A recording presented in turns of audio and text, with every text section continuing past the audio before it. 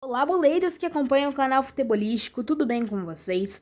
Sejam bem-vindos a mais um vídeo aqui do canal e hoje eu adio a data de postagem da Central Clubista, que sai normalmente segunda ou terça-feira, para postar hoje o podcast Papo Reto logo no comecinho da semana para dar um pré-jogo muito interessante e passar todas as informações sobre os principais confrontos da Libertadores e Champions League.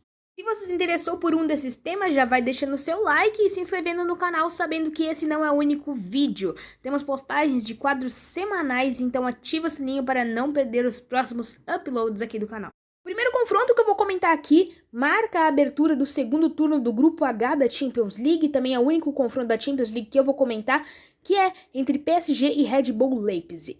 A situação do grupo é a seguinte: o Manchester United está em primeiro com 5 de saldo de gols e é isso o único quesito que diferencia ele do Red Bull Leipzig, que está em segundo também com 6, porém com 2 gols negativos do saldo. O PSG está em terceiro com 3, com a mesma campanha que o Istambul, que está em quarto também com 3 pontos, porém tem 3 gols negativos de saldo.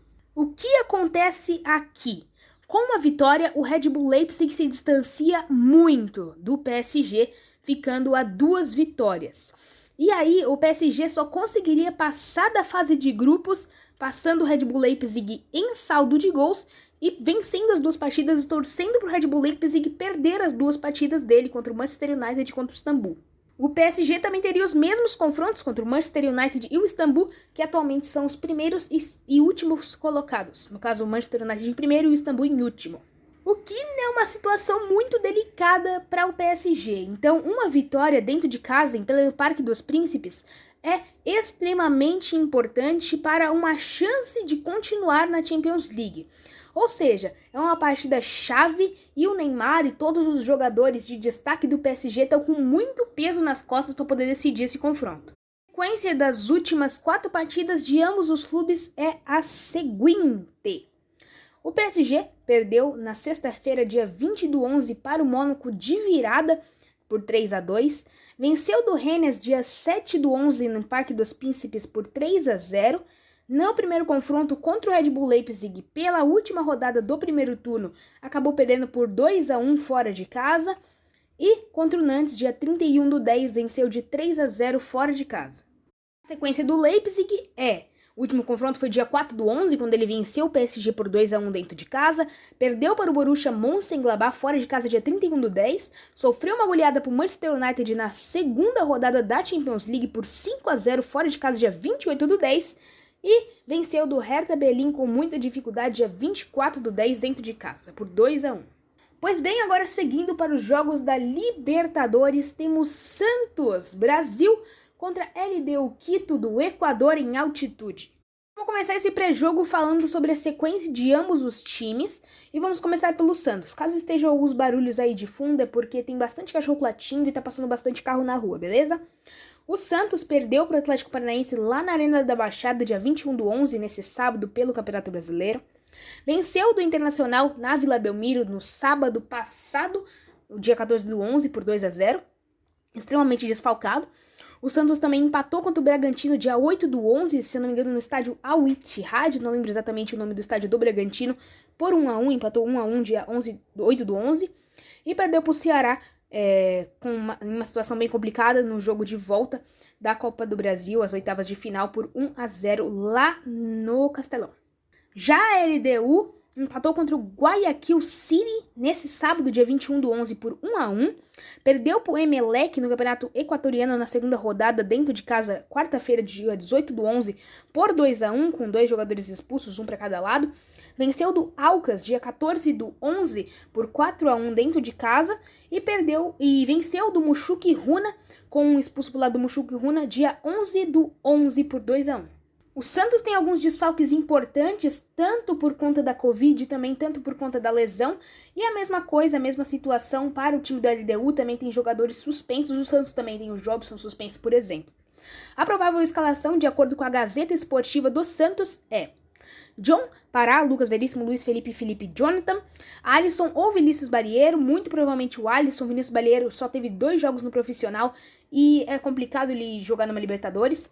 Diego Pituca, Jean Mota, Marinho, Soteldo e Caio Jorge, o ataque clássico ali do Santos no campo ofensivo. Já a LDU muito provavelmente vem com Gabarini, Perlaza, Conti Caicedo, Ordonez e Cruz, Villa Cruel, Alcivares, Ninho e o ataque com Billy Arce ou Marcos Caicedo, Johan Julio e Cristian Martínez Borja.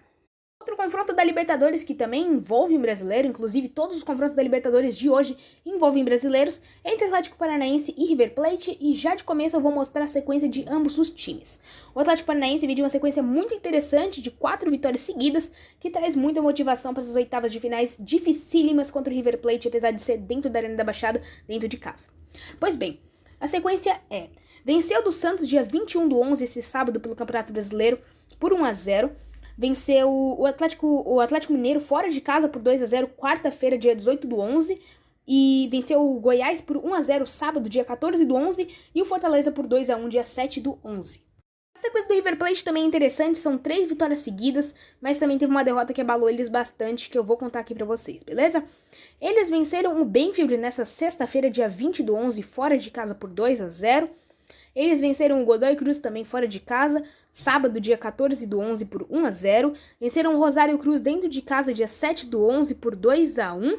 E perderam para o Banfield dentro de casa por 3-1, dia 3/11. Já em quesito desfalques, o Atlético Paranaense está bem abalado. Eles não têm o Santos e o Jandrei no gol, não tem o zagueiro Zé Ivaldo, o lateral esquerdo Abner, o volante Alvarado, o meia Fernando Canezin e o meia atacante Nicão e por fim o atacante Geovânio, por conta da Covid-19. O lateral direito Jonathan, que está vindo de transição de cirurgia, o lateral esquerdo Márcio Azevedo, por conta da lesão no joelho direito, e o atacante Vitinho, por conta do departamento médico.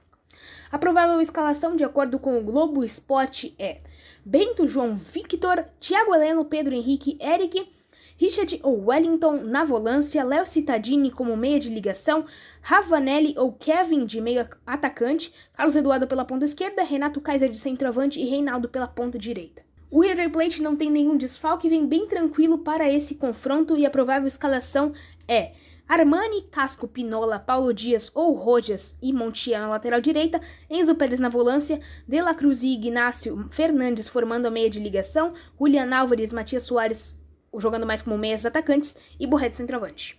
Um dos favoritos dessas oitavas de final é o Flamengo, que vai enfrentar o Racing, um dos favoritos brasileiros no caso. Essa primeira partida é fora de casa contra o Racing e eu já vou trazer a sequência de ambos os times aqui no começo do vídeo. O Flamengo vem em um período de adaptação com o Rogério Ceni e suas últimas 4 partidas não são tão satisfatórias. O seu último confronto, nesse sábado, dia 21/11, pelo Campeonato Brasileiro, eles conseguiram uma vitória, a primeira vitória, no comando do técnico Rogério Ceni por 3-1, em cima do Coritiba. Eles perderam para o São Paulo no jogo de volta da Copa do Brasil, fora de casa, lá no Morumbi, por 3-0, dia 18/11, quarta-feira passada.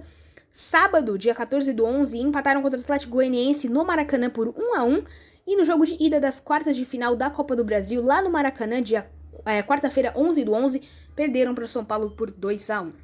Já o Racing também não vem com uma boa sequência. Perderam todas as suas últimas 4 partidas. O primeiro confronto foi quinta-feira, dia 19/11, quando perderam para o Tucumã fora de casa por 2-0. Perderam para o Arsenal Sarandi, sábado, dia 14/11, por 2-0 dentro de casa. Perderam para o União Santa Fé fora de casa por 2-0, dia 8/11. E perderam para o Tucumã dentro de casa por 4-1, dia 1/11. Ambos os times têm desfalques. O Flamengo vem sem Rodrigo Caio, Thiago Maia e Pedro. E muito provavelmente a escalação é, de acordo com o lance.com.br, Diego Alves, Isla, Tuller, Léo Pereira, Felipe Luiz ou René, William Arão, Gerson, Everton Ribeiro e Arrascaeta, Bruno Henrique e Gabriel Barbosa ou Vitinho no ataque. Já o Racing vem sem Lorenzo Melgarejo, Augusto Solari, Maurício Martínez e Marcelo Dias. E a provável escalação que o técnico Sebastián Becachete utilizará vem com Arias, Pilude, Sigali, Nery, Domingues, Soto, Mena, Matias, Rojas, Miranda, Fertoli, Reniero e Litia Lopes. São nomes bem complicados, desculpa se eu tiver me enrolado. esse foi o vídeo, eu espero de coração que você tenha gostado. Se você curtiu, deixa o seu like para dar essa fortalecida. Deixa aí nos seus comentários a sua opinião sobre qual escalação que você quer que seu time use, qual é o favorito para você, na sua opinião, que você acha que vai ganhar esses confrontos. E bem, se inscreve aí no canal, ativa o sininho para não perder os próximos uploads. Temos vídeos semanais, se você não prestou atenção lá no começo do vídeo, eu lembro vocês também aqui no final. E é isso, valeu, falou, te vejo numa próxima, tchau.